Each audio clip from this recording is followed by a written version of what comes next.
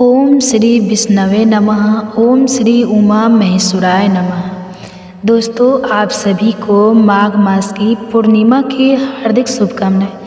आज की इस वीडियो में आप सुनेंगे माघ पूर्णिमा की व्रत कथा। माघ पूर्णिमा की व्रत कथा तो प्रेम से बोलिए भगवान श्री विष्णु जी की जय। जय माता लक्ष्मी जी की जय। द्वापर युग में यशोदा माँ ने श्री कृष्ण से कहा कि हे कृष्ण, तुम सारे संसार के उत्पन्न करता, पालनहारी और संहार करता हो। आज मुझे कोई ऐसा व्रत बताओ जिसको करने से मृत्यु लोक में भी स्त्रियों को विधवा होने का भय न रहे तथा यह व्रत सभी मनुष्यों की मनोकामना पूर्ण करने वाला हो। श्री कृष्ण कहने लगे, हे माता, तुमने अति सुंदर प्रश्न किया है।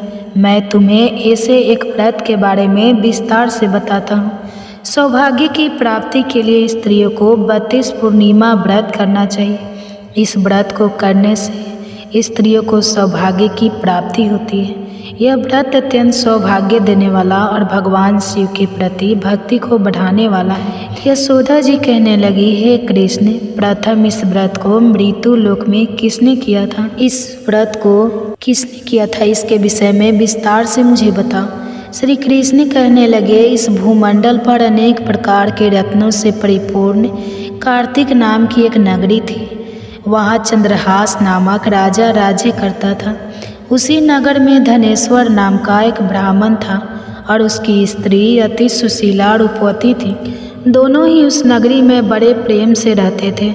घर में धन धान्य आदि की कोई कमी नहीं थी, परंतु उनको बहुत बड़ा दुख था कि उनकी कोई संतान नहीं है। एक समय एक बड़ा योगी उस नगरी में आया। वह योगी उस ब्राह्मण के घर को छोड़कर अन्य सभी घरों से भिक्षा लेकर भोजन किया करता था। वह रूपवती से कभी भिक्षा नहीं लेता था। एक दिन वह योगी रूपवती से भिक्षा ना लेकर किसी अन्य घर से भिक्षा लेकर गंगा किनारे जाकर भीषण को प्रेम पूर्वक ग्रहण करने लगा कि धनेश्वर ने योगी का यह सब कार्य देख लिया। अपनी भिक्षा के अनादर से दुखी होकर धनेश्वर योगी से बोला, हे महात्मा, आप सब घरों से भिक्षा लेते हैं, परंतु आप मेरे घर की भिक्षा कभी नहीं लेते, इसका क्या कारण है? योगी ने कहा कि निसंतान के घर की भी भिक्षा तो अन्य के तुल्य होती है, और जो पतित तो अन्न खाता है वह भी पतित हो जाता है। क्योंकि तुमने संतान हो, निसंतान हो, इसलिए पतित हो जाने के भय से मैं तुम्हारे घर की भिक्षा नहीं लेता। धनेश्वर योगी की यह बात सुनकर बहुत दुखी हुआ और हाथ जोड़कर योगी के पैरों में गिर गया और कहने लगा, हे महाराज, यदि ऐसा है तो आप पुत्र प्राप्ति का उपाय बताइए। आप सर्वज्ञानी हैं, मुझ पर कृपा कीजिए। हे भगवान, मैं धन की कोई कमी नहीं है, परंतु मैं पुत्र ना होने के कारण अत्यंत दुखी हूँ। आप मेरे इस दुख का हरण करें, आप सामर्थ्यवान हैं। यह सुनकर योगी कहने लगा, हे ब्राह्मण, तुम चंडी की आराधना करो। घर आकर उसने अपनी पति से सब वृत्तांत कहा और स्वयं तप करने के लिए वन में चला गया। वन में जाकर उसने चंडी की उपासना की और उपासना की।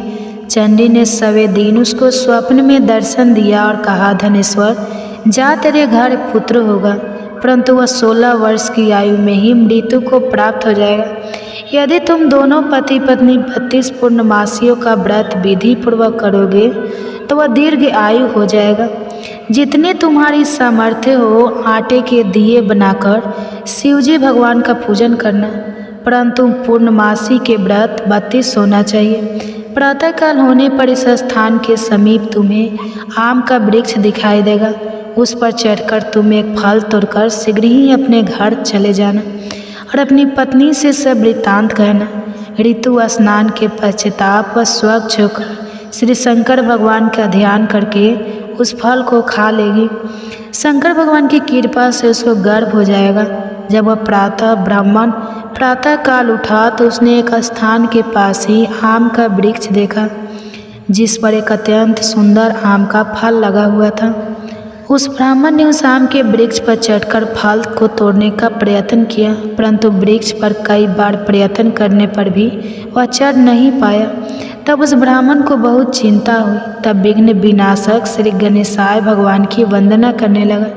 हे दयानिधि, अपने भक्तों को विघ्नों का नाश करके उनके मंगल कार्यों को करने वाले, दुष्टों का नाश करने वाले, रिद्धि सिद्धि प्रदान करने वाले, आप मुझ पर कृपा करके इतना बल दे कि मैं अपने मनोरथ को पूरा कर सकूं। इस प्रकार गणेश जी की प्रार्थना करने पर उनकी कृपा से धनेश्वर वृक्ष पर चढ़ गया और उसने सुंदर आम के फल को तोड़ लिया। और धनेश्वर ने सोचा कि वरदान से फल मिला वो यही है और कोई फल तो दिखाई नहीं दे रहा। धनेश्वर ब्राह्मण ने जल्दी से घर जाकर अपनी पत्नी को वह फल दे दिया और उसकी पत्नी ने अपने पति के कहे अनुसार उस फल को खा लिया और वह गर्भवती हो गई। देवी जी की कृपा, असीम कृपा से उसे एक अत्यंत सुंदर पुत्र उत्पन्न हुआ जिसका नाम उन्होंने देवी दास रखा। माता पिता के हर्ष और शोक के साथ वह बालक शुक्ल पक्ष के चंद्रमा के भांति अपने पिता के घर में बड़ा होने लगा। माता भवानी की कृपा से वह बालक बहुत ही सुंदर, सुशील, विद्या पढ़ने में बहुत ही निपुण हो गया। दुर्गा जी की आज्ञा अनुसार उसकी माता ने 32 पूर्णमासी का व्रत रखना आरंभ कर दिया जिससे उसका पुत्र बड़ी आयु वाला हो जाए। 1.25 वर्ष लगते ही देवीदास के माता पिता को बड़ी चिंता हो गई कि कहीं उनके पुत्र की इस वर्ष मृत्यु न हो जाए। इसलिए उन्होंने अपने मन में विचार किया कि यदि यह दुर्घटना उनके सामने हो गई तो वे कैसे सहन करेंगे। इसलिए उन्होंने देवीदास के इस मामा को बुलाया और कहा, हमारी एक बहुत ही बड़ी इच्छा है कि देवीदास 1 वर्ष तक काशी में जाकर विद्या अध्ययन करे और उसको अकेला भी नहीं छोड़ना चाहिए। इसलिए साथ में आप चले जाएं और 1 वर्ष के पश्चाताप इसको वापस ले आना। सब प्रबंध करके उसके माता पिता ने काशी जाने के लिए देवीदास को एक घोड़े पर बिठाकर उसके मामा के साथ भेज दिया। परंतु यह बात उसके मामा या किसी और से नहीं बताई। धनेश्वर तथा उसकी पत्नी ने अपने पुत्र की मंगल कामना तथा दीर्घायु के लिए भगवती दुर्गा की आराधना और पूर्णमासियों का व्रत करना आरंभ कर दिया। इस प्रकार बराबर 32 पूर्णमासी के व्रत को उन्होंने पूरा किया। कुछ समय पश्चात एक दिन वह मामा और भांजा मार्ग में रात बिताने के लिए किसी गांव में ठहरे हुए थे। उस दिन उस गांव में ब्राह्मण की अत्यंत सुंदर, सुशीला और गुणवती कन्या का विवाह हो रहा था। जिस धर्मशाला के अंदर वह और उसकी बारात ठहरी हुई थी उसी धर्मशाला में देवीदास और उसके मामा भी ठहरे हुए थे। संयोगवश कन्या को तेल आदि चढ़ाकर मंडप आदि का कार्य किया गया तो लग के समय वर को धूर्णमाता हो गया। इसलिए वर के पिता ने अपने कुटुंबियों से विमर्श करके निश्चय किया कि यह देवीदास मेरे पुत्र जैसा ही सुंदर है, मैं इसके साथ ही लग्न करवा दूं और बाद में विवाह के अन्य कार्य में लड़के के साथ हो जाएंगे। ऐसा सोचकर देवीदास के मामा से जाकर बोला कि तुम थोड़ी देर के लिए अपना भांजा हमें दे दो जिससे विवाह के लगन का सब कार्य सुचारू रूप से हो सके। तब देवीदास का मामा कहने लगा, जो कुछ भी वधू पक्ष से कन्यादान के समय वर को मिले वह सब हमें दे दिया जाए तो मेरा भांजा इस बारात का दूल्हा बन जाएगा। यह बात वर के पिता ने स्वीकार कर लेने पर उसने अपना भांजा वर बनने के लिए भेज दिया और उसके साथ सब विवाह कार्य विधि पूर्वक संपन्न हो गए। पत्नी के साथ वह भोजन करने के पश्चाताप बहुत उदासीन और दुखी हो गया। उसने सब बातें जो वर के पिता और उसके मामा में हुई थी लड़की को बता दी। तब कन्या कहने लगी कि अब ब्रह्मा विवाह के विपरीत कैसे हो सकता है। देव, ब्राह्मण और अग्नि के सामने मैंने आपको ही अपना पति माना है, इसलिए आप ही मेरे पति हैं। मैं आपकी ही पत्नी रहूंगी, अन्य किसी की नहीं। देवीदास ने कहा, ऐसा मत करिए क्योंकि मेरी आयु बहुत कम है, मेरे पश्चाताप आपकी क्या गति होगी। इन बातों को अच्छी तरह विचार कर लो। परंतु वह दृढ़ विचारों वाली लड़की थी। वह बोली, जो आपकी गति होगी वही मेरी गति होगी। प्रातःकाल देवीदास ने अपनी पत्नी को 3 नागों से जड़ी हुई एक अंगूठी दी, एक रुमाल दिया और बोला, हे प्रिय, इसे लो और संकेत समझकर स्थिर चित हो जाओ। मेरा मरण और जीवन जानने के लिए एक पुष्प वाटिका बना लो, उसमें सुगंधी वाला एक नव मलिका लगाओ और उसको प्रतिदिन जल से सींचा करो और आनंद के साथ खेलो कूदो और उत्सव मनाओ। जिस समय और जिस दिन मेरा प्राणता होगा उस फूल सूख जाएंगे, और जब यह फिर से हरे हो जाए तो समझ लेना मैं जीवित हूँ। यह बात निश्चय करके समझ लेना, इसमें कोई भी संशय नहीं है। इतना कहकर देवीदास वहाँ से चला गया और प्रातःकाल होते ही वहाँ पर गाज बाज बाजी बजने लगे। और जिस समय विवाह कार्य समाप्त करने के लिए वर तथा सब बाराती मंडप में आए तो कन्या ने वर को भली प्रकार से देखकर अपने पिता से कहा, यह मेरा पति नहीं है, मेरा पति वही है जिसके साथ रात्रि में मेरा पानी ग्रहण हुआ था। इसके साथ मेरा विवाह नहीं हुआ है। यदि यह वही पुरुष है तो बताइए कि मैंने इसको क्या दिया। वधू पक्ष और कन्या पक्ष कन्यादान के समय जो आभूषण आदि दिए गए थे वो दिखाए, तथा रात में क्या गुप्त बातें मैंने इनसे कही वह सब सुनाई। पिता ने उसके कहे अनुसार वर को बुलाया। कन्या की यह सब बातें सुनकर वह कहने लगा, मैं नहीं जानता। इसके पश्चाताप लज्जित होकर वह वहाँ से चला गया और सारी बारात भी अपमानित होकर वहाँ से लौट गई। भगवान श्री कृष्ण बोले, हे माता, इस प्रकार देवीदास काशी विद्या अध्ययन के लिए वहाँ से चले गए। और जब कुछ समय बीत गया तो काल से प्रेरित होकर एक सर्प रात्रि के समय उसको डसने के लिए वहाँ पर आया। उस विषधर के प्रभाव से उसके शयन का स्थान चारों ओर से विष की ज्वाला से विषैला हो गया, परंतु व्रत के प्रभाव से उसको काट नहीं पाया, क्योंकि पहले से ही उसकी माता ने 32 पूर्णमासी का व्रत रखा था। इसके बाद मध्याह्न के समय स्वयं काल वहाँ आया और उसके शरीर से प्राणों को निकालने का प्रयत्न करने लगा, जिससे वह मूर्छित होकर पृथ्वी पर गिर गया। उसी समय माता पार्वती के साथ भगवान शंकर वहाँ आ गए। उसको मूर्छित दशा में देखकर माता पार्वती जी ने शंकर जी से प्रार्थना की कि हे महाराज, इस बालक की माता ने पहले ही 32 पूर्णिमा का व्रत पूरा किया था, जिसके प्रभाव से आप इसको प्राण दान दें। माँ भवानी के कहने पर भक्त वत्सल भगवान शिव जी ने उसको प्राण दान दे दिया। इस व्रत के प्रभाव से काल को भी पीछे हटना पड़ा और देवीदास स्वस्थ होकर बैठ गया। इधर उसकी पत्नी उसके काल की परीक्षा किया करती थी। जब उसने देखा उस पुष्प टीका में पुष्प कुछ भी नहीं हो रहे तो उसको अत्यंत आश्चर्य हुआ, लेकिन जब वह जैसे ही हरी हरी भरी हो गई तो वह जान गए कि अब उसका पति ठीक ठाक है, वह जीवित हो गया है। यह देखकर वह बहुत प्रसन्न हो उठी। अपने पिता से कहने लगी, पिताजी, मेरे पति जीवित हैं, आप उनको ढूंढिए। जब 1.25 वर्ष व्यतीत हो गया तो देवीदास भी अपने मामा के साथ काशी से चल दिए।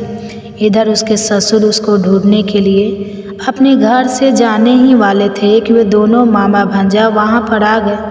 उनको आया हुआ देखकर उनके ससुर को बड़ी प्रसन्नता हुई और वह उन्हें अपने घर ले गए।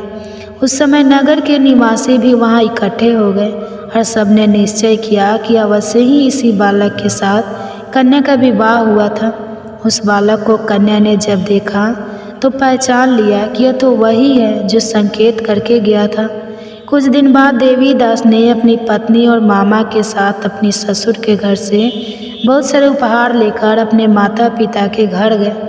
अपने गांव के निकट पहुंचने पर कई लोग कर उसके माता पिता को पहले ही खबर देने चले गए कि तुम्हारा पुत्र देवीदास अपनी पत्नी और मामा के सहित आ रहा है।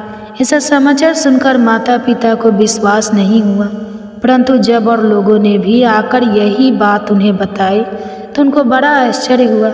लेकिन थोड़ी देर में देवीदास ने आकर अपने माता पिता के चरणों में अपना सर रखकर प्रणाम किया और उसकी पत्नी ने अपने सास ससुर के चरणों को स्पर्श किया तो माता पिता ने अपने पुत्र और पुत्र वधू को हृदय से लगा लिया और दोनों की आंखों में प्रेम आंसू बहने लगे। अपने पुत्र और पुत्र वधू के आने की खुशी में धनेश्वर ने बड़ा ही भारी उत्सव किया और ब्राह्मणों को दान दक्षिणा देकर प्रसन्न किया। श्री कृष्ण भगवान कहने लगे, इस प्रकार धनेश्वर 32 पूर्णमासियों के व्रत के प्रभाव से पुत्रवान हो गया। जो भी स्त्रियां 32 पूर्णमासी के व्रत को करती है वो जन्म जन्मांतर के वैधत्व को दुख नहीं भोगी और सदैव सौभाग्यशाली रहती है। व्रत करने वाला चाहे स्त्री हो या पुरुष, भगवान शंकर की कृपा से संसार के सकल आनंद भोग कर अंत में अवागमन रहित होकर शिवलोक को प्राप्त होता है। तो प्रेम से बोलिए श्री लक्ष्मी नारायण भगवान की जय, उमा महेश्वर भगवान की जय। आप सुनिए विष्णु भगवान की कथा। कृष्णदास जी श्रीनाथ जी की समस्त सेवा विधान के अधिकारी पद पर थे। तब श्रीनाथ जी गिरिराज गोवर्धन जी में विराजमान थे। श्रीनाथ जी वहीं प्रकट हुए थे। कृष्णदास जी ठाकुर जी के लिए तरह तरह की सेवा सामग्री खरीदने के लिए अपने सेवकों के साथ आगरा जाया करते थे। एक दिन जब वो आगरा गए तो सैकड़ों लोग घेरा करके खड़े थे और किसी को देख रहे थे। उन्होंने देखा कि एक वैश्या गायन और नृत्य करके लोगों को रिझाकर उनसे पैसे ले रही थी। कृष्णदास जी वृद्ध थे और वह भगवान के नित्य सखा थे। वे बहुत ऊंच कोटि के महापुरुष थे। उन्होंने वैश्य के हाव भाव को परखा और ठाकुर जी की सेवा के पैसों में से 1 रुपये निकालकर कई बार वैश्य को दी। वैश्य ने सोचा यह संत तो बड़े राजवार है। कृष्ण का दास जी ने कहा कि मैं तुम्हें 1000 मुद्राएं दूंगा, तुम मेरी पूरी मुंडली के साथ चलो। तब कृष्णदास जी ने विष से कहा कि तुम जितनी संपत्ति कहोगी उतनी तुम्हें दे देंगे, बस तुम सिर्फ हमारे साथ चलो, तुम्हें केवल मेरे बादशाह के सामने नाचना है। वैश्य ने कहा मेरा तो जीवन कृतार्थ हो गया। पूरे वृद्ध क्षेत्र में यह बात फैल गई कि कृष्णदास जी आगरा से एक वैश्या लाए हैं। चर्चा होने लगी कि माया से उनकी बद बुढ़ापे के कारण बदल रही है, लेकिन संतों के उद्देश्य को तो कोई बिरला ही समझ पाता है। संत महाराज जी समझते थे कि ये वैश्य इतना अद्भुत नृत्य और गायन करते हैं, मेरे ठाकुर जी को निश्चित ही पसंद आएगा। यही सोचकर वह वैश्या को अपने साथ लेकर आए थे। कृष्णदास जी ने अब उस वैश्या के लिए अपनी कुटिया के बगल में एक झोपड़ी बनवाई। वैश्या को ब्रज के सारे महान कुंडों का स्नान करवाया गया, शुद्ध करवाया गया। फिर उसे प्रेम रस रीति से सुंदर पद गाना और वाद बजाना सिखाया गया। फिर एक दिन उन्होंने वैश्य से कहा चलो आज तुम्हें अपने बादशाह के सामने लेकर जाते हैं। अगर मेरे साहब रीझ गए तो तुम्हें जन्म जन्म की बिगड़ी बन जाएगी। मेरे बादशाह को तुम मूर्ति मत समझना, वे तो साक्षात विराजमान हैं। पैसे के यह बताने पर कि केवल उसे पैसों से मतलब है, तो उन्होंने कहा कि मन चाहे पैसे मिले, बस तुम हमारे साहब को रिझा दो। श्रीनाथ जी के पास आकर जाकर अब कृष्णदास जी ने कहा प्रभु जब जब मैं आगरा गया हूँ तो आपकी पसंद की चीज़ें लेकर आया हूँ। आज एक पसंद की वस्तु आपको भेंट कर रहा हूँ, स्वीकार कीजिए। श्रीनाथ जी को नमन करके अब वैश्या ने नृत्य शुरू किया और पूरा पद गाया। पद गाकर जैसे ही प्रणाम करके उसने सिर उठाया तो देखा वंशी लिए विशाल नेत्र वाले ठाकुर जी उसके सामने खड़े थे। श्रीनाथ जी की एक मुस्कान पर वैश्य के प्राण निकल गए और वो परम पद को प्राप्त हो गए। दूसरी कहानी है एक वैश्य की जिसने जीवन भर अपना शरीर बेचकर ढेर सारा धन वैभव एकत्रित किया। उसका गांव के बाहर एक सुंदर महल था जिसमें बहुत सुंदर पुष्पों की वाटिका थी। एक बार एक संत अपनी मंडली के साथ उसके गांव में पहुंचे। उन्होंने गांव के लोगों से पूछा कोई पवित्र स्थान हो तो बताओ जहां हम रात में आरती पूजा करके भोग लगा सके और अपने ठाकुर जी को विश्राम करा सके। तो कुछ लोगों ने जो उद्धट थे उन्होंने कहा महाराज जी वो जो बगीचा देख रहे हो ना वही परम पवित्र है। वैसे अपने मित्रों के साथ उस बगीचे में हास विलास किया करती थी। अब संतों का चित्त तो सरल और स्नेह रहित होता है, तो उन्होंने उन उदंड लोगों की बातों पर विश्वास कर लिया और उस वाटिका में चले गए। संत ने बगीचे में जल छिड़का, वहाँ की साफ सफाई की और ठाकुर जी को विराजमान किया। भोग लगाने के लिए थोड़ी देर के बाद जब संध्या आरती हुई तो शंख और घंटे बजाए गए। वैश्या ने शंख घंटा सुनकर दृष्टि डाली तो देखा कि एक से एक परमहंस महात्मा उसके बगीचे में पधारे हुए थे। उसने सोचा मुझ अभागिन के तो भाग्य खुल गए, यह भगवत प्रेमी महात्मा कहाँ से आ गए। अभी तक तो मैं कौवे जैसे लोगों का संग कर रही थी, मेरे बगीचे में ये हंस कहाँ से आ गए। भगवान के प्रसन्न हुए बिना तो ऐसे महापुरुषों का दर्शन प्राप्त ही नहीं हो सकता। राज तो निश्चित ही मेरे ऊपर भगवान की कृपा हुई है। वैश्या ने स्वर्ण चांदी की कुछ मुद्राएं, फल, मेवा आदि एक थाली में रखे और संतों के पास जाकर कहा, महाराज स्वीकार कीजिए। संतों ने पूछा, तुम कौन हो? वैश्या ने कहा, यह इस दासी का ही बगीचा है। तब संतों ने उससे पूछा कि तुम करते क्या हो? तो उसने बताया कि मैं वैश्यावृत्ति से अपना जीवन निर्वाह करती हूँ। संतों ने सुना तो कहा, कोई बात नहीं, सब भगवान की तो संतानें हैं, पर शास्त्र मर्यादा के अनुसार हम लोग तुम्हारी यह भोग सामग्री नहीं पा सकते। वैश्या ने पूछा, महाराज जी तो क्या मेरे उद्धार के लिए कोई रास्ता नहीं है? संतों ने कहा, रास्ता जरूर है। तुम अपनी सब संपत्ति, आभूषण आदि बेचकर एक रत्नों का मुकुट बनाओ और उसे रंगनाथ जी के माथे पर धारण करवाओ, तो तुम्हारे सारे पाप नष्ट हो जाएंगे और तुम्हें भागवत प्राप्ति हो जाएगी। और हाँ, आज से तुम वेश्यावृत्ति कभी मत करना। तब वैश्या ने कहा, मैं वचन देती हूँ अब कभी इस शरीर को अपवित्र नहीं करूँगी। लेकिन प्रभु, मैं तो एक प्रसिद्ध वैश्य हूँ, क्या मुझे मंदिर में जाने दिया जाएगा? क्योंकि सभी तो मुझे जानते हैं। तो उन्होंने कहा, जब हम आदेश करेंगे तो तुम्हें मंदिर में जाने दिया जाएगा। बस तुम मुकुट अपने हाथ से समर्पित करना और प्रभु तुम्हें स्वीकार करेंगे। हर कोई आश्चर्यचकित था, कोई समझ नहीं पा रहा था कि गलत आचरण करने वाली अपने हाथों से कैसे भागवत को स्पर्श कर सकेगी, कैसे भगवान के मस्तक पर मुकुट धारण करवाएगी। वैश्या ने अपने सारे आभूषण, अपना सारा धन वैभव बेचकर एक रत्न जड़ित मुकुट तैयार किया। वैश्या मुकुट पहनाने के लिए आगे बढ़ी, लेकिन फिर बीच में ही रुक गई और संतों से कहने लगी, संत महाराज जी, मेरे पाप मेरा पीछा नहीं छोड़ रहे हैं। मैं मासिक धर्म से पीड़ित हो गए हूँ और ऐसी अवस्था में तो मंदिर के अंदर जाना संभव ही नहीं है। रजस्वला स्त्री को भगवान के श्री विग्रह को स्पर्श करना निषेध है, क्योंकि उस समय वह पवित्र स्थिति में होती है। लेकिन संतों ने उन्हें फिर भी जाने की आज्ञा दी। सबने उनको रोका और कहा, आप आचार्य हैं, आप ऐसा कैसे बोल रहे हैं? तो उन्होंने जवाब दिया, अगर रंगनाथ जी स्वीकार कर रहे हैं तो तुम्हें रोकने की ज़रूरत नहीं है। और रंगनाथ जी स्वीकार कर रहे हैं, इसका प्रमाण होगा कि रंगनाथ जी सिर झुका देंगे। जैसे ही वेश्या उन्हें मुकुट पहनाएगी, तो जैसे ही वेश्या उन्हें मुकुट पहनाने गई, आश्चर्य हुआ, चमत्कार हुआ कि रंगनाथ जी के श्री विग्रह का सिर झुक गया और उसका वही परम पद की प्राप्ति हो गई। किंतु कर्म अन्यथा, कर्तव्य आचार्य, गुरुदेव और इष्ट देव सर्वसमर्थ होते हैं। आपकी एक एक सेवा भागवत प्राप्ति में समर्थ है। यदि आप विश्वास कर ले, जो वेश्या संसार के भोगों में लिप्त थी, उसने बस एक महात्मा की बात मान ली तो उसे भागवत प्राप्ति हुई। तो यह थी आज की कथा। आपको कैसी लगी कमेंट बॉक्स में ज़रूर बताइएगा। आप सुनिए आज का अध्याय 68 क्षेत्रों में प्रसिद्ध तीर्थों के बारे में। बताने के बाद श्री सूत जी कहते हैं कि एक बार चंपापुरी नाम का राज्य था, जिसके राजा हंसध्वज जी थे। वह परम धार्मिक थे और धर्मपूर्वक तरीके से शासन करते थे। प्रभु की भक्ति और योद्धाओं की श्रेष्ठ में उनकी बहुत रति थी और वह पूरी प्रजा का अपने पुत्र की तरह पालन किया करते।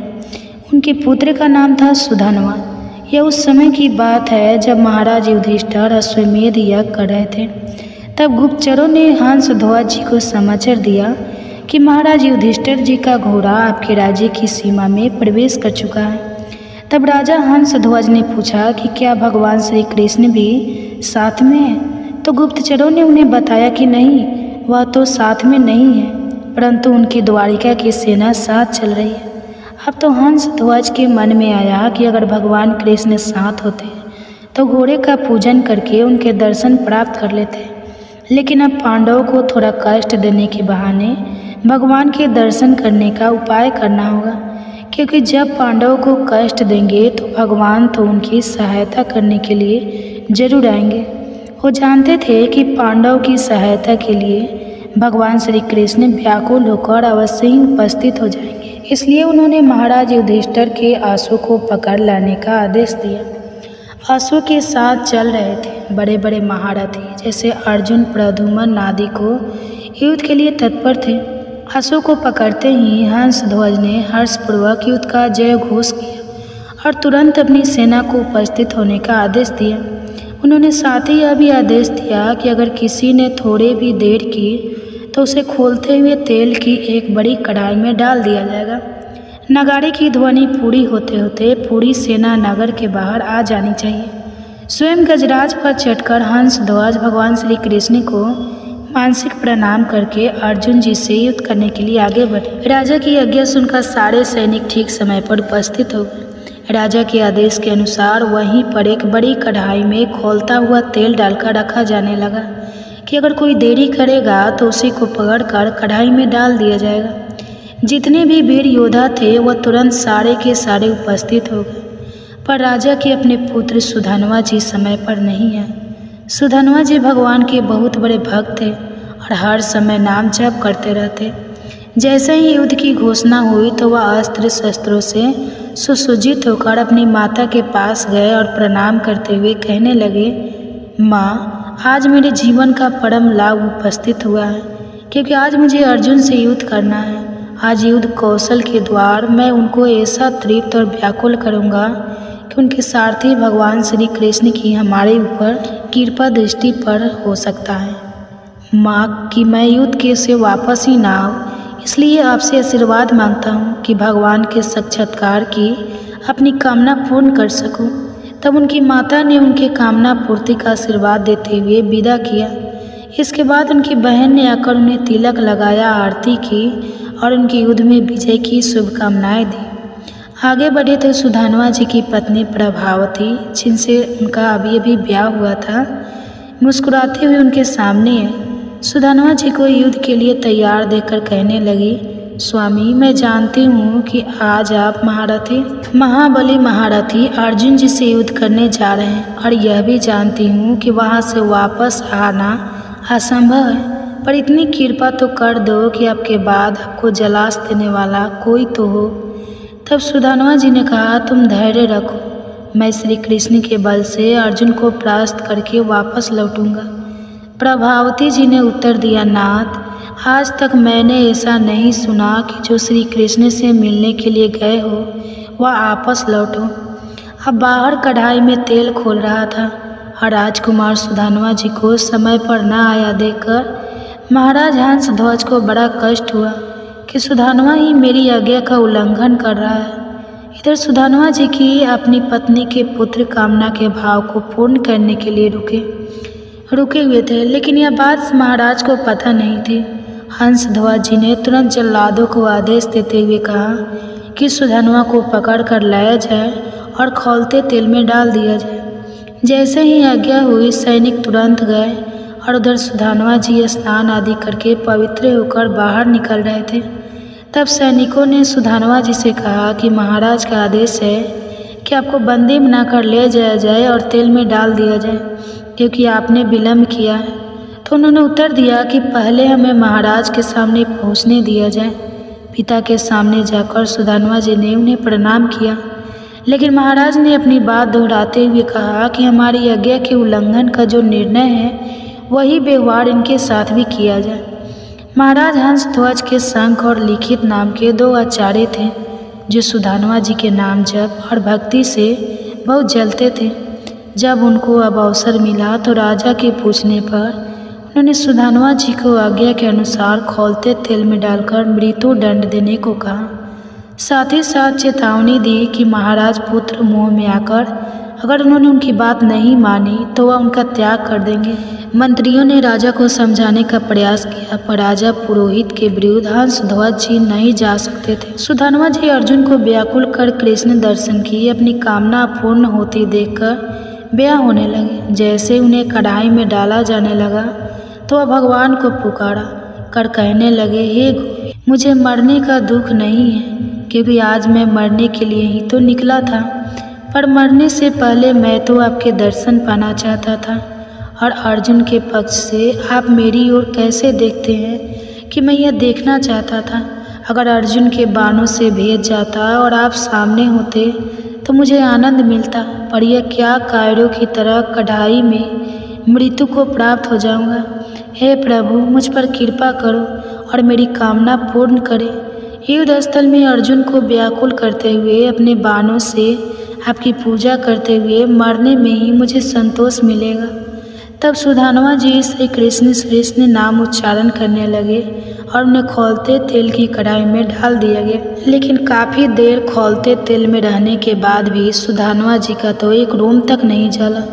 उन्हें कुछ नहीं हुआ। सबको बड़ा आश्चर्य हुआ, क्योंकि सबके सामने तेल खौल रहा था, पर नाम का ऐसा चमत्कार था कि सुधानवा जी प्रसन्न मुद्रा में श्री कृष्ण जपते बैठे रहे। अब राजपुरोहित विचार करने लगे कि आग तो जल रही है, पर सुधानवा जी को कुछ नहीं हो रहा। तो उन्होंने एक नारियल को कढ़ाई में डलवाया, तो खौलते तेल से वह फटकर नारियल शंख और लिखित से सिर में आ लगा। तेल की गिरी हुई बूंदों से उनके मुख पर फफोले पड़ गए। इससे तो निश्चित हुआ कि सुधानवा जी श्री कृष्ण नाम के बल से जीवित हैं, और आग इसलिए उन्हें नहीं जला सकी। अब ये दोनों पुरोहित जो सुधानवा जी से जलते थे, शंख और लिखित सोचने लगे कि हम अपने शास्त्र ज्ञान के गर्व में भगवान की भक्ति का तिरस्कार करते थे। आज सुधानवा जी के नाम जप का प्रभाव देख ही लिए। इतने में ही सुधानवा जी को बाहर निकाला गया। तभी दोनों पुरोहित एक भक्त का विरोध करने के लिए स्वयं को बाहर आए, धिक्कार हुए, उसी कढ़ाई में कूद गए। सुधानवा जी श्री कृष्ण नाम जपते रहे और तुरंत कढ़ाई में सब शीतल हो गया। वे दोनों आश्चर्य पुरोहित सुधानवा जी के चरणों में गिर पड़े और उन्हें छाती से लगाकर कहने लगे, प्रिय राजकुमार, आज तुमने स्पर्श से हम पावन हो गए। तुम्हारी आज्ञा कृपा से आज यह समझ में आया कि भगवान के नाम में जो शक्ति है वह किसी भी दूसरे साधन में नहीं। तुम ही हमारा उद्धार करोगे। जाओ, हित करो और अपनी कामना की पूर्ति करो। अब तो राजा ने घोषणा कर दी कि आज उनके स्थान पर सुधानवा सेनापति का पद संभालेंगे। सुधानवा जी कब परेछता चढ़ाते और कब बाण छोड़ते, बड़े बड़े सैनिक देख ही नहीं पा रहे थे।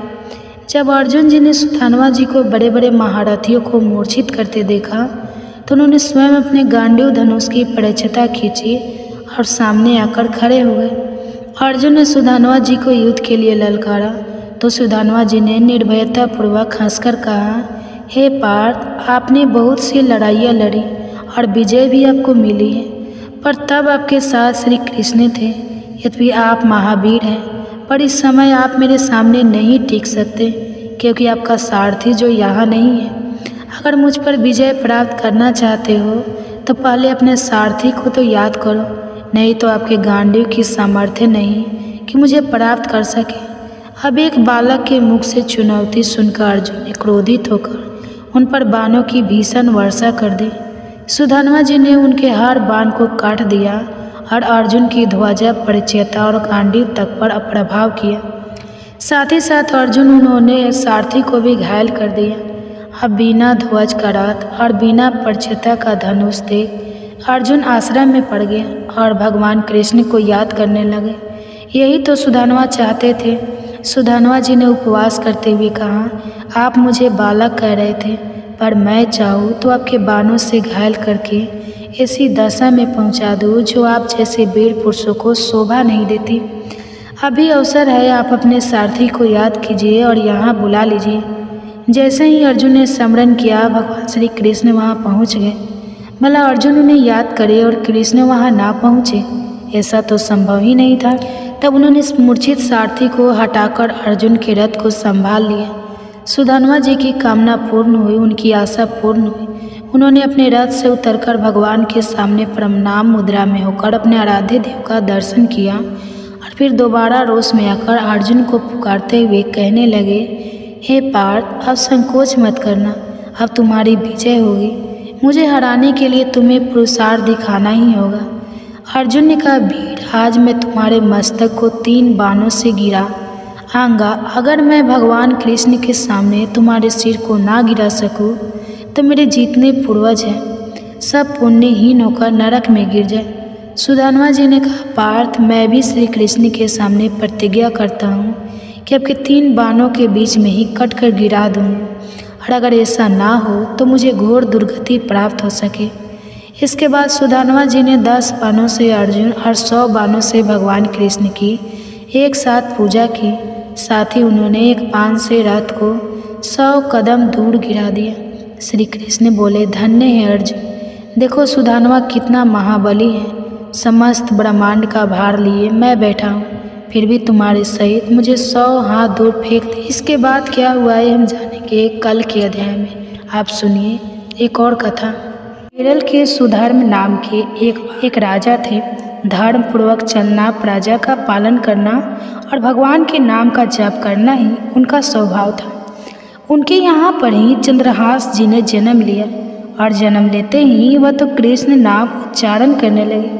चंद्रहास जी के जन्म की खुशी में अब पूरे राज्य में आनंद उत्सव मनाया जाने लगा। शत्रु पक्ष के राजाओं ने मिलकर निश्चय किया कि आक्रमण करने के लिए सही अवसर है, क्योंकि सुधाई आक्रमण करके तब राज्य को घेर लिया। सुधाई के इसके बाद राजा महल को भी घेर लिया गया ताकि कोई भी बच के ना जा सके। राजमाता ने दाई माँ को चंद्रहास जी की जान बचाने को कहा। दाई माँ ने सोचा कि अगर वह उन्हें राजकुमार की तरह लेकर जाती है तो उन्हें मार दिया जाएगा। दाई माँ ने झाड़ू पोछा लगाने वाली सेविका का रूप बनाया और कुछ दोने पतलों के नीचे चंद्रहास जी को छुपाकर बाहर निकाली। सैनिकों ने ऊपर से देखा तो वह बोली कि राजघराने से कुछ झूठे पतल आदि है, तो सैनिकों ने उन्हें जाने दिया।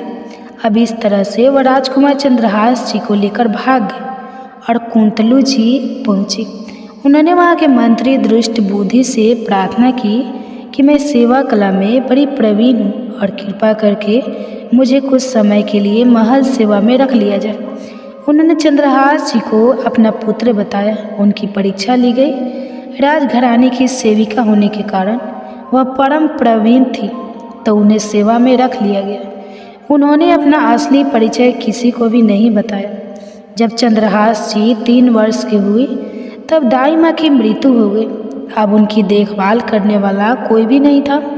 उनके मुख पर एक समय कृष्ण कृष्ण नाम चलता रहता। अब वह यो में भटकने लगे। उनको महल से निकाल दिया गया, क्योंकि दाई माँ की सेवा के कारण ही तो उन्हें महल में रखा गया था। 3 वर्ष के बालक चंद्रहास जी को गलियों में घूमता देखकर कोई उन्हें स्नान करा देता, कोई वस्त्र पहना देता और कोई भोजन करा देता। चंद्रहास जी हर समय कृष्ण कृष्ण नाम जपते रहते। श्री देवर्षि नारद जी ने देखा कि यह बालक तो कृष्ण कृष्ण बोलता रहता है और इस बालक का हरि के अलावा कोई है भी नहीं। तब नारद जी ने उन्हें बुलाकर दुलार करते हुए कहा, सुनो, मैं तुम्हें एक अमोघ वस्तु देता हूँ। नारद जी उनके लिए छोटी सी शालिग्राम शिला लेकर आए थे। तो नारद जी बोले, धो के पी लेना और दिखा के खा लेना, यही तुम्हारा सेवा पद्धति है। इनको स्नान करा देना और जो कुछ भी तुम्हें मिले इनको अर्पित करके फिर खा लेना। चंद्रहास जी ने सोचा कि शालिग्राम शिला को धोने, स्नान कराने और भोग लगाने के लिए कोई पात्र तो चाहिए होगा, तो उन्होंने पान की तरह शालिग्राम जी को अपने मुंह में ही रख ली। उन्होंने सोचा कि यही धुल गए तो चनामृत पी लिया जाएगा और कुछ खाएंगे तो अर्पित भी हो जाएगा। अब नारद जी ने साथ ही उन्हें भगवान के मंत्र का भी उपदेश दिया। मंत्री दृष्ट बुद्धि, जिसने चंद्रहास जी को दाई माँ को आश्रय दिलाया था, उनके एक पुत्र थे मदन जी, जो बहुत ही भगवत भाव वाले थे। उनकी एक भी थी जिसका नाम था विश्याद जी का। भक्तों को भोजन कराने का स्वभाव था, तो उन्होंने कई भक्तों और ब्राह्मणों जनों को भोजन के लिए बुलाया। तब चंद्रहास जी भी खेलते खेलते वहीं चले गए और वहाँ प्रसादी खाने लगे। उन बड़े बड़े ब्राह्मणों में एक ज्योतिषचार्य भी थे। दृष्ट बुद्धि जी ने अपनी पुत्री विश्याद देखकर बताइए तो कि इसका वर कैसा होगा, उसका कैसा ऐश्वर्य होगा। तब ब्राह्मण ने आसपास दृष्टि डाली और फिर चंद्रहास जी की ओर इशारा करके बोले, वह है। इस कवर दृष्टि बुद्धि ने कहा, आपने शायद सही से रेखा नहीं देखा, यह तो दासी का लड़का है। यह भला हमारी पुत्री का वर कैसे बनेगा? ब्राह्मण बोले, मैंने तो सही ही भाग्य देखा है, और दक्षिणा लेकर चले गए। अब दृष्ट बुद्धि ने विचार किया कि यह दरिद्र लड़का मेरी पुत्री का वर किसी कीमत पर नहीं बनना चाहिए। मैं इतने बड़े राज्य का महामंत्री हूँ और मेरी पुत्री का ऐसा दुर्भाग्य तो बिल्कुल नहीं होना चाहिए। अब उन्होंने निश्चय किया कि इसे आज ही मरवा डालते हैं। उन्होंने तुरंत जल्लादों को बुलाया और कहा, इस बालक को ले जाओ और जंगल में इसे मारकर इसका कोई अंग मुझे काट कर दिखाओ, ताकि मुझे विश्वास हो सके कि तुमने इसे मार डाला है। अब चंद्रहास जी इतने सुंदर, सुशील और प्यारे लगते थे कि कोई उनको मारने के लिए तैयार नहीं होता। इसलिए उसने शर्त रखी कि उनका कोई अंग काटकर मुझे प्रमाण में दिखाया जाए। जल्लादों ने चंद्रहास जी का हाथ पकड़ा तो उनका स्पर्श करते ही उनको ऐसा दुलार आने लगा मानो जैसे कोई माँ अपने बच्चे को दुलार करती है। वह आपस में कहने लगे, भाई, जीवन हो गया है। लोगों को मारते हुए कभी कोई पुण्य का काम नहीं किया। ये इतना सुंदर बालक जो हमारे चित्त को चुरा रहा है, इस दुष्ट बुद्धि मंत्री ने इसे मारने का आदेश क्यों दिया है? इस जन्म में न जाने हमने कितनों को काटा है, पर पता नहीं आज क्या हो रहा है। मेरे हृदय में ऐसी हिम्मत ही नहीं हो रही कि मैं इस बालक को मार सकूं। दूसरे ने कहा, अगर तुम उसको नहीं मारोगे तो तुम मारे जाओगे। कुछ ना कुछ तो तुम्हें करना ही पड़ेगा। अब जल्लाद चंद्रहास जी को एकांत जंगल में ले गए और कहा, क्या तुम जानते हो कि हम तुम्हें यह किस लिए लाए हैं? चंद्रहास जी की 5 वर्ष की आयु थी। बोले, मुझे नहीं पता कि आप मुझे यहाँ क्यों लाए हैं। तब उन्होंने उत्तर दिया, हम जल्लाद हैं और दुष्ट बुद्धि ने तुम्हें मारने का हुक्म दिया है, इसलिए हमें तुम्हें मारना तो पड़ेगा ही। अब जो तुम्हें चाहिए बोलो, पर हमारी इच्छा ना होते हुए भी हमें तुम्हें मारना ही पड़ेगा। चंद्रहास जी बोले, मुझे तो कुछ नहीं चाहिए, बस थोड़ा सा समय चाहिए। मुझे मृत्यु का कोई भय नहीं है। यदि आप मारना ही चाहते हैं तो मेरी नृत्य की पूजा है, वो मैं कर लूँ, उसके बाद आप मुझे मार देना। उन्होंने कहा, हाँ, हम तुम्हें समय देते हैं। तुम किसी को पुकार भी सकते हो, तुम जो कुछ करना चाहो कर सकते हो। चंद्रहास जी ने कहा, मैं भला किसको पुकारूं? मैं तो अनाथ हूँ और श्री कृष्ण के अलावा मेरा कोई भी नहीं है। मेरा तो एकमात्र आश्रय वही प्रभु है। ऐसा कहते हुए चंद्रहास जी ने आंसू बहाते हुए शालिग्राम जी को अपने मुख से निकाला और बोले, प्रभु, मुझे तो कोई ज्ञान नहीं है कि आपकी सेवा कैसे की जाती है। मैं तो अपने मुख में आपको रखता हूँ। अब आज मेरे जीवन का अंत होने जा रहा है। बस मैं यही प्रार्थना करता हूँ कि मैं आपके ही समीप पहुँचकर आपका ही स्मरण किया करूँ, आपसे कभी विलंग ना हो पाऊँ। ऐसा कहकर चंद्रहास जी ने जल्लादों की तरफ देखा और इशारा किया कि आप मुझे मार दो। अब एक जल्लाद उनका भाव देखकर बैठ गया और दूसरे से बोला, भाई, भले तुम यह दृष्ट बुद्धि मुझे मारे, लेकिन मैं इस बालक को नहीं मार पाऊंगा। मुझ में हिम्मत नहीं है। दूसरे जल्लाद ने भी सहमति देते हुए कहा, इस बालक में कुछ विशेषता तो है। इसके पैरों में देखो, बाएं पैर में एक छठी अंगुली है। हम इसको ही काट कर ले जाते हैं और इसमें प्रमाण भी सत्य हो जाएगा कि हमने इसे मार दिया। इसके बाद भला कौन इस बालक को ढूंढेगा? यूं ही इसे जंगल में छोड़ देते हैं। जल्लादों ने ऐसा ही किया और जाकर दुष्ट बुद्धि को वह कटी हुई उंगली दिखा कि बालक का वध करके आए। जंगल में चंद्रहास जी को जो उंगली काटी गई थी, वहाँ उसके रक्त प्रवाह हो रहा था। हे कृष्ण, हे जगन्नाथ, हे वासुदेव, हे जगन्नाथ, ऐसे नाम उच्चारण करते हुए बालक चंद्रहास जी मूर्छित होने लगे। उनकी करुण पुकार सुनकर मृग, शावक और सब पंछी आदि ने आकर चंद्रहास जी को घेर लिया और वह बीच में कृष्ण, गोविंद, दामोदर, माधव ऐसे उच्चारण करते रहे। कुंतलू के ही अधीन एक चंदनपुर नाम की राजा नगरी थी। वहाँ के राजा को पुत्र प्राप्त नहीं हो रहा था। चंदनपुर के राजा कुंतलू को कर दिया करते थे और उस दिन वह कर देने कुंतलू जा रहे थे। उन्होंने जब जंगल में बहुत से मृग और पक्षियों को एक जगह को घेरे हुए देखा तो वे रुक गए।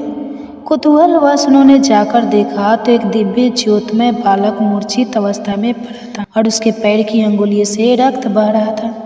उन्होंने झट से चंद्रहास जी को गोद में उठाया और आनंदित हो गए कि मेरा दान पुण्य सफल हुआ, जो मुझे ऐसा सुंदर बालक मिला।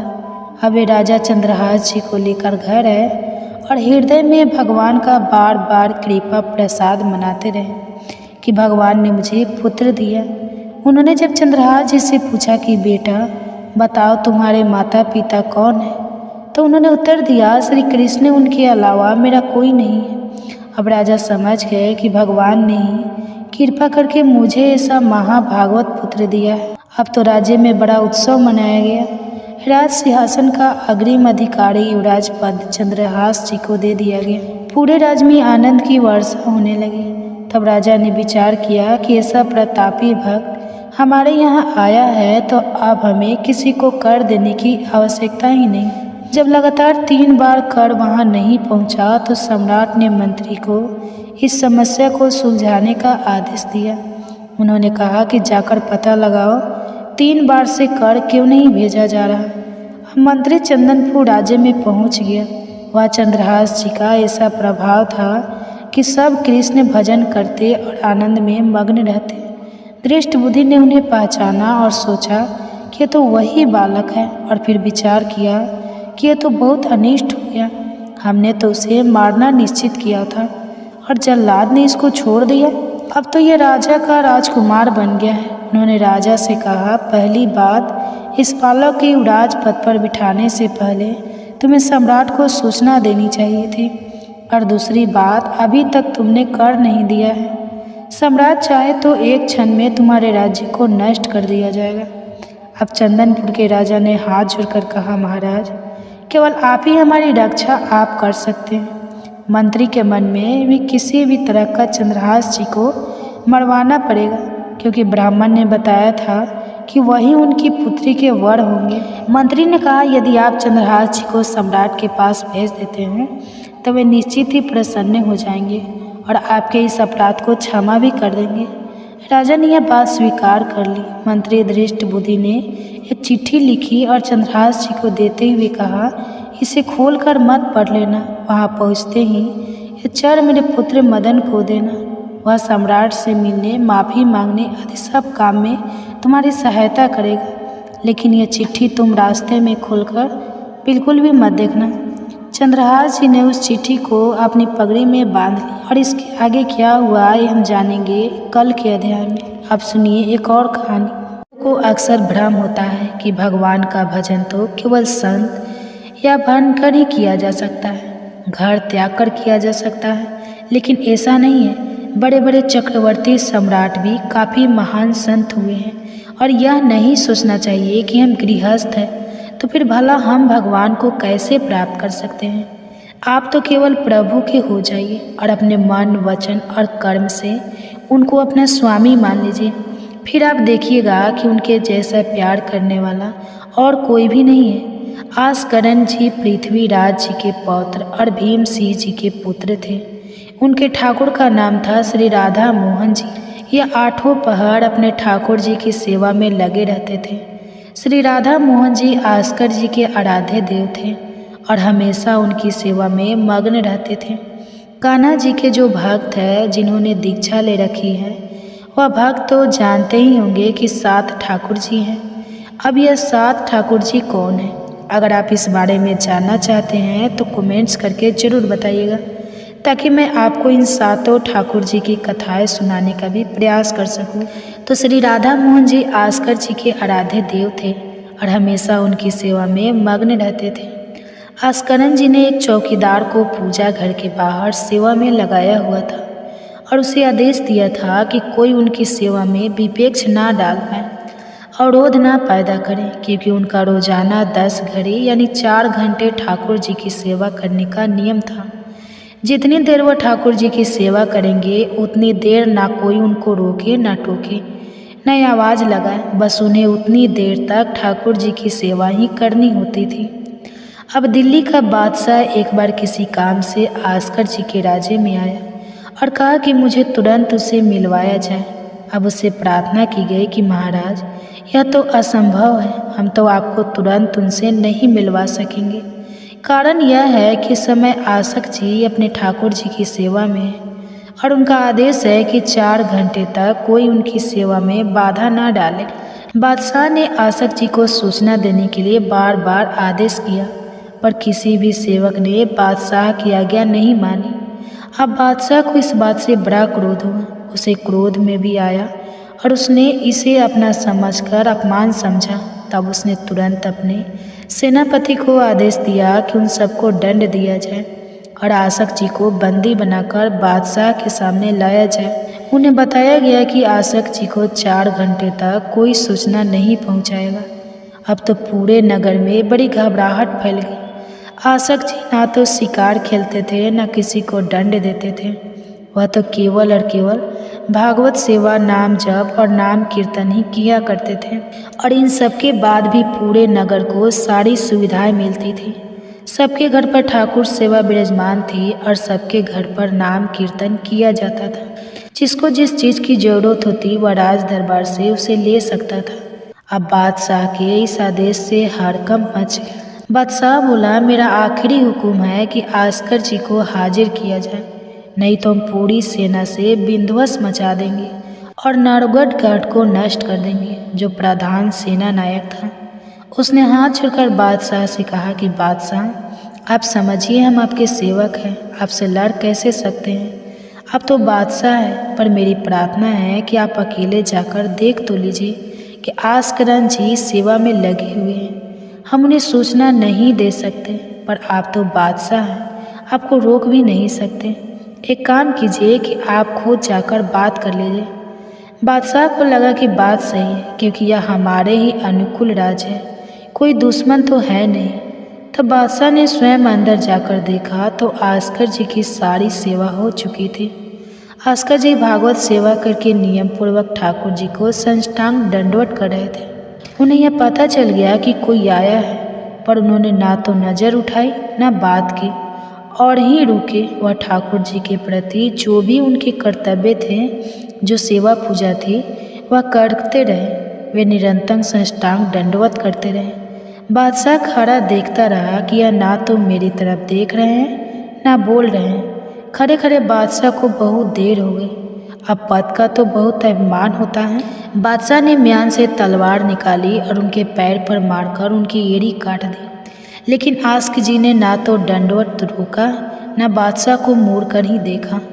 उनके पैर से खून की धार बहने लगी, लेकिन उन्हें एक आह भी नहीं भरी और ना ही वे रुके। वैसे ही खड़े हुए और फिर साष्टांग दंडवत करने लगे। आस्करन जी खून से लथपथ हो रहे थे, लेकिन कोई कष्ट का अनुभव नहीं दिखा रहे थे। एड़ी कट जाने का दुख उनके चेहरे पर कहीं से कहीं तक झलक ही नहीं रहा था। अब तो बादशाह का धैर्य टूट गया। वह सोचने लगा, यह तो अपराध बन गया, यह कोई नाटक नहीं कर रहे हैं, यह तो सच में महान भागवत है। और जो पद का अभिमानी होता है वह नहीं जानता कि भक्ति क्या होती है, भक्ति का स्वरूप क्या होता है और भक्तों की निष्ठा क्या होती है। अब आस्क जी ने पूरी दंडवत की और ठाकुर जी की प्रार्थना कर उन्हें मध्याह्न विश्राम भी करा दिया। तब तक उनके पैर से खून बह ही रहा था। अब उन्होंने पीछे मुड़कर बादशाह को देखा, लेकिन उन्हें बिल्कुल भी क्रोध नहीं आया कि बादशाह ने उनकी एड़ी काट दी है। राजा ने देखा कि मेरे अपराध का इनके ऊपर कोई भी प्रभाव नहीं पड़ा। अब आस्कर जी के धैर्यशील और अपने इष्ट के प्रति निष्ठा देखकर बादशाह रीझ गया, बहुत प्रसन्न हुआ और उसने कहा, आज मेरे नेत्र सफल हो गए कि मैंने ऐसा निष्ठिन भाव भक्त देखा। ना तो तुम्हारी भूकुटी पर कोई रोष है, ना तुम्हें कोई पीड़ा हो रही है और ना कोई थकावट ही दिख रही है। मैं आपसे बात करना चाहता हूँ। यह सामर्थ्य आप में आई कहाँ से कि अपने एड़ी कटने और खून निकलने के बाद भी अपनी निष्ठा नहीं छोड़ी। बादशाह ने जब बैठकर आस्कर जी के संग भक्ति के विषय में बात की तो उसके आंसू निकाला। संत की संगति का यही तो प्रभाव होता है। बादशाह ने अपने कीमती रुमाल निकाला और घुटने टेककर तुरंत अपने हाथ से आस्कर जी के चरणों में पट्टी बांधी। फिर कहा, आपकी भक्ति देखकर आज मैं निहाल हो गया। प्रभु की मुझ पर बड़ी कृपा है जो मुझे आप जैसे भक्त के निष्ठा के दर्शन हुए। अब बादशाह की अत्यंत प्रसन्न होकर आस्क जी से पूछा कि बताइए, मैं आपको कैसे सुख प्रदान करूं। तब उन्होंने उत्तर दिया, मेरी सेवा ही मेरी निष्ठा है। आप जब चाहते हैं तब आदेश दे देते हैं, तो कृपया मुझे अपने आदेश से मुक्त कर दीजिए। बादशाह ने कहा, आज के बाद आपके ऊपर हमारा कोई शास्त्र लागू नहीं रहेगा। आप जब चाहे स्वेच्छा से आ सकते हैं। ना आए तो भी आपके राज पर अब हमारा कोई अधिकार नहीं रहेगा। श्री आस्करण जी को एक बार बहुत तेज बुखार आ गया। इतने कष्ट में ठाकुर जी की सेवा करना संभव ही नहीं था। उनकी सेवा प्रातः काल से ही प्रारंभ होती थी। अब उन्हें बस एक ही चिंता सताने लगी कि अब कल सेवा कैसे होगी। उनकी शिथिलता में भगवान ने उनके एक सेवक को आदेश दिया कि आस्कर जी को चनामृत पिला दो, वे ठीक हो जाएंगे। अब वह सेवक रात में ही आस्कर जी के पास गया और बोला, महाराज ठाकुर जी ने कहा है कि अब चनामृत पी लीजिए। जैसे ही उन्होंने चनामृत पिया उनके शरीर का रोग नष्ट हो गया और वे भी स्वस्थ होकर सुबह सेवा में गए। अब एक बार एक विपक्षी राजा ने आस्कर जी के राज पर आक्रमण कर दिया। जब आस्कर जी को यह बात पता चली तो उन्होंने कहा, प्रभु हमसे मार काट नहीं होगी, सब में आप ही तो विराजमान हैं, अब हमसे युद्ध नहीं होगा, इसलिए या तो मुझे राजपाट से हटाओ या फिर मुझे कहीं एकांत में ले चलो जहाँ मैं आपके लिए रो सकूं और तड़प सकूं, लेकिन यह तलवार उठाना अब मुझसे नहीं होगा। फिर भी उन्होंने भीतर से महसूस किया कि तुम राजा हो और प्रजा की रक्षा करना तो तुम्हारा कर्तव्य है। अब उन्होंने पूरी सेना को सजाया और सभी से कहा, मंजीरा लर्न नाम कीर्तन करो। अब तो स्वयं भी कीर्तन करने लगे। नाम कीर्तन करते हुए सभी सैनिक युद्ध के लिए चलने लगे। तभी अचानक आकाश में मेघ भर आए और शत्रु पक्ष में बड़े बड़े ओले गिरने लगे। उधर आस्कर जी के पक्ष में जहाँ नाम कीर्तन चल रहा था वहाँ पर बस हल्की हल्की वर्षा होती रही और इतने बड़े बड़े ओले पड़ने से शत्रु भाग गया। शास्त्रों की तो आवश्यकता ही नहीं पड़ी, केवल ढोल मजीरे से ही काम चल गया।